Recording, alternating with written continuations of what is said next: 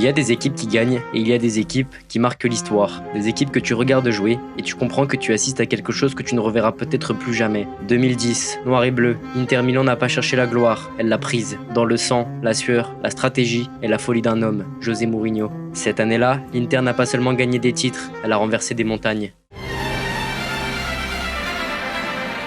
L'Inter 2010, c'est un chef-d'œuvre construit pièce par pièce. Dans le vestiaire, un capitaine éternel, Javier Zanetti, 36 ans, infatigable. Devant lui, le cerveau, Wesley Schneider, l'ingénieur du jeu, précis comme un scalpel. Sur les ailes, Maicon, un bulldozer lancé à pleine vitesse. Et Eto'o, star mondial devenu soldat, prêt à défendre comme un latéral pour l'équipe. Au cœur, Cambiasso, l'ordre dans le chaos. Et devant, un tueur silencieux, Diego Milito. Mais ce qui lie tout ça, ce n'est pas un joueur, c'est un homme en costume noir, Mourinho, maître du plan, stratège absolu, obsessionnel, charismatique, et qui arrive à convaincre toute une équipe qu'elle peut battre n'importe qui.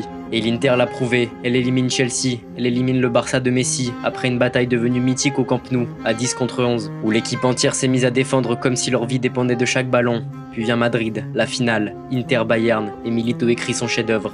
Un premier but, clinique, un deuxième, assassin, 2-0, Santiago Bernabéu éteint, l'Inter allume les étoiles. Ce 22 mai 2010, l'Inter n'a pas seulement gagné la Ligue des Champions, elle a complété le triplé, Serie A, Coppa Italia, Champions League. Le triplé parfait, le premier de l'histoire du football italien, une équipe faite de sacrifices, de discipline, d'intelligence et d'une foi capable d'éteindre les plus grandes armées d'Europe.